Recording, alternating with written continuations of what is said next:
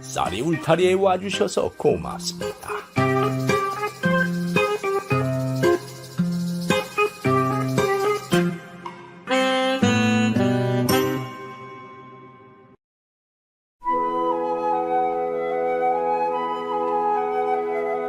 옛날 조선시대의 초기였습니다. 어느 고을에 전염병이 돌아서 사또는 환자들을 모두 화전민들이 사는 산속의 너와 지붕으로 된 창고에 격리시켰습니다. 그 고을에서 산을 하나 너머에 다른 고을이 있었는데 거기에 조씨성을 가진 가난한 농부가 살았습니다. 농부에게는 아내와 늙은 노모 그리고 8살 먹은 아들이 있었습니다.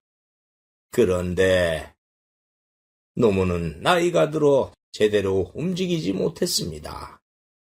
농부와 며느리는 농사 지으랴 노무의 병수발을 하랴 하루하루가 보통 힘든 것이 아니었습니다. 옛말에 오죽했으면 긴 병에 효자 없다는 말이 있었겠습니까? 그렇지만 농부는 늙은 어머니가 일찍부터 홀몸이 되어서 자기를 키우려고 평생 남의 논밭에서 일을 하고 갖은 고생을 했기에 어머니의 병간호를 지극정성으로 했지요. 오늘 또 농부는 어머니에게 밥을 떠넣어주고 있네요. 어머니, 저녁 드세요. 내가 얼른 죽어야 할 텐데 목숨이 길어서 너희들이 고생이구나. 그게 무슨 말씀이세요? 어서 드시고 몸이 나으셔야죠. 그러나 옆에서 보던 며느리는 늙은 시어머니를 모시고 사는 것이 불만이었습니다. 그래서 제발 사라져 주었으면 하고 바랬지요. 그러던 어느 날 시어머니가 피부병까지 생겼습니다. 시어머니의 피부병은 못 먹어서 생긴 부스럼이라 전염이 안 되었지만은 며느리에게는 좋은 구실이 되었습니다. 그래서 농부에게 이렇게 말했지요. 여보, 어머님의 피부병은 우리에게 옮길 수 있어요. 건너 고을에 병이 돌아서 다 죽어간다는데 우리까지 어머니 때문에 위험해지면 어떡해요?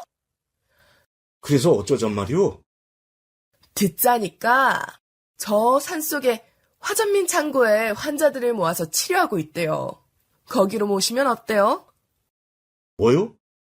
그곳은 치료를 하는 곳이 아니라 죽을 때까지 가두고 못 나가게 하는 곳이오. 어머니를 거기로 보내자는 거요? 그럼 우리 하나밖에 없는 아이가 어머님의 병에 전염돼서 죽기라도 해도 괜찮아요? 난 죽어도 어머니와 함께 못 살아요. 나와 아이를 선택하든지 어머니를 선택하든지 선택하세요. 난 어머니를 버릴 수 없어. 그렇게 농부가 며느리의 주장을 듣지 않자 며느리는 다른 방법을 썼습니다. 다음 날 며느리는 알고 있던 보졸에게 시어머니가 피부병에 걸렸는데 돌림병 같다고 말을 했습니다. 그러자 보졸들이 농부의 집에 들이닥쳤지요. 어이, 이보게. 자네 어머니가 심한 돌림병에 걸렸다고 들었네. 잘못하면 온 고을에 퍼지니 내일 아침까지 산속의 그 너 창고로 데려다 놓게. 예? 나리, 어머니는 피부병입니다. 돌림병이라뇨? 어이, 내가 자네에게 물어보겠네. 마마가 피부병이야, 아니야? 피부병입니다요. 마마는 두창 바이러스를 말하는 것이었습니다. 그리고 두창은 피부병으로부터 시작되는 병이었죠. 그 시대에 마마에 걸리면 온 고을 사람들에게 전염이 되어 대부분 죽어나가는 무서운 병이었습니다. 자네 어머니가 걸린 게 마마인지 뭔지 어떻게 알아? 그게 돌면 온 고을 사람들이 다 죽어요. 내일 아침까지 안 데려가면 자네 가족들 모두 산속의 창고에 가둬버릴 테니까 그리 알게. 보졸들이 그렇게 말하고 가자 농부는 어쩔 수 없이 노모를 너와 창고로 데려가기로 결정했습니다. 그래서 그날 밤 농부는 노모에게 당분간만 너와 창고에 계시면은 나중에 데리러 오겠다고 말하고 노모를 지게에 지고 산으로 올라갔지요. 그렇게 산길을 가다가 농부는 너와 창고에 거의 도착해서 잠시 노모를 내려놓고 쉬었습니다. 그런데 노모가 품에서 복주머니를 꺼내더니 그 속에서 은비녀를 꺼내서 주는 것이 아닙니까? 예, 이거 바꿔라. 응? 이게 뭐예요? 은비녀다. 내가 혼이 날 때 갖고 온 거야. 평생 소중하게 간직하고 있었는데 이제 나에게 필요 없어서 준다. 필요 없다니요? 환자들 창고에 들어가면 살아나지 못한다는 거 다 안다. 어차피 죽을 목숨 이거 줄 테니 팔아서 손주에게 좋은 옷 입히고 맛있는 거 사 먹이고 너희 부부도 필요한 데 쓰려무나. 농부는 어머니가 다 알고 있었다는 것에 놀라고 죽으러 가면서도 남은 가족들을 생각해서 소중하게 간직했던 은비녀를 주는 그 마음에 그만 눈물이 쏟아져 내리는 것이었습니다. 어머니, 저를 용서해 주세요.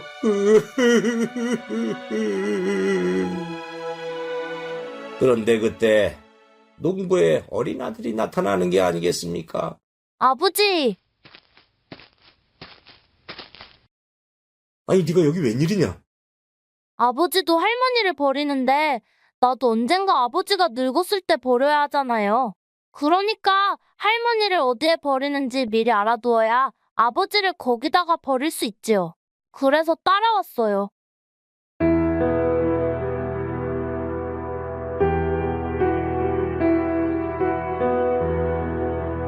농부는 아들의 그 말에 충격을 받으며 또 한 번 눈물이 쏟아졌지요.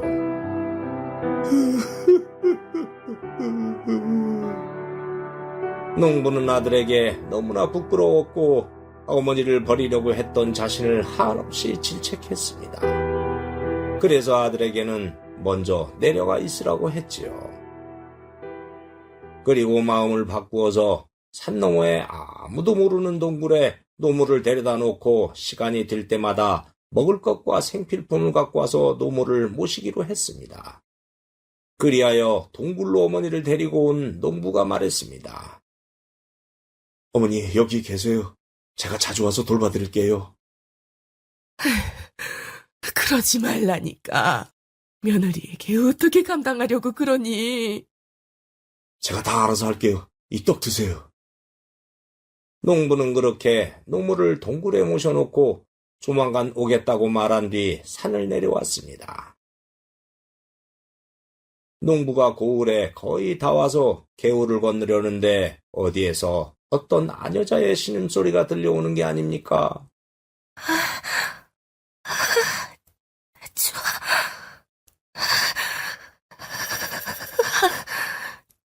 좋아. 아니, 저건 사람이잖아.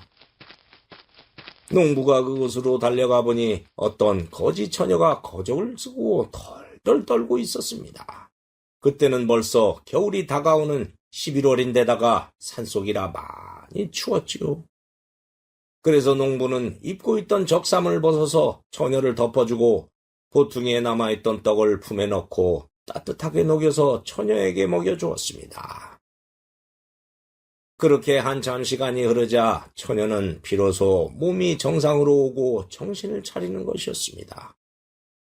농부가 어찌 된 일인지 묻자 처녀는 그동안의 사연을 말했습니다.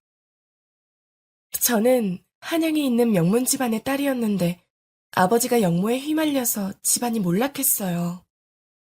그래서 혼자 도망쳤는데 거지가 되어 조선 팔도를 떠돌다가 여기까지 왔습니다.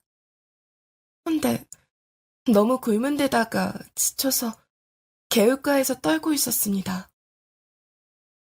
그런데 아저씨가 구해줘서 다행히 목숨을 건졌어요.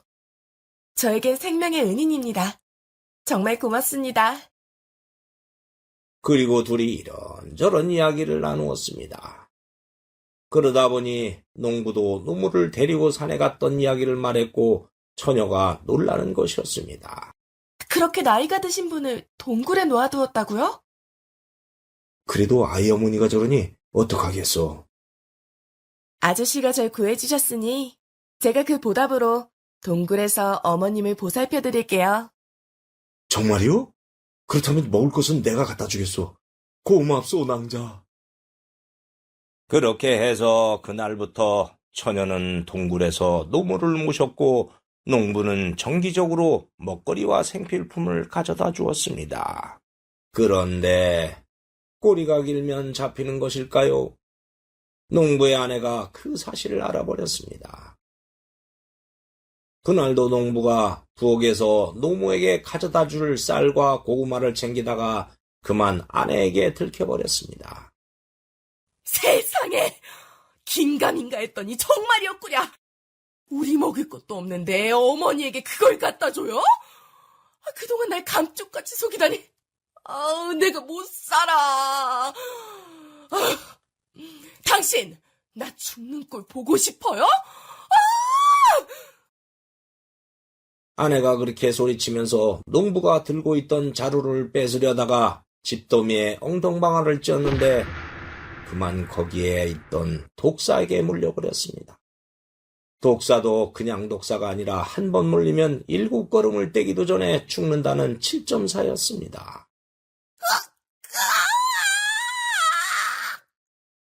그래서 그만 아내는 세상을 떠나버렸습니다. 그렇게 농부는 졸지에 아내를 잃는 사고를 당해버렸지요. 농부는 황당했지만 아내의 장례식을 치렀습니다. 그리고 생각을 했습니다. 죽은 아내에게는 미안하지만 산 목숨이라도 살려야 했기에 동굴에 있던 노모와 처녀를 집으로 데려왔습니다. 처녀도 관군에게 쫓기던 입장이라 갈 곳도 없는 데다가 농부의 착한 심성을 겪었고 본성을 잘 알고 있었지요. 그래서 알게 모르게 그동안 농부와 정도 들어서 농부의 아내가 되었습니다. 그리하여 둘이 부부가 되어 노모를 모시고 살았습니다. 처녀는 농부의 아들도 친자식처럼 사랑했고 노모도 친정어머니처럼 잘 모셨지요. 그래서 그랬을까요? 착한 일을 하면 복이 따라오는가 봅니다. 그러던 어느 날 조정에서 어명이 내려왔습니다. 처녀의 부친에 대한 노명이 벗겨져 모든 것이 원위치 되었고 몰수당했던 재산도 조정에서 돌려줬습니다.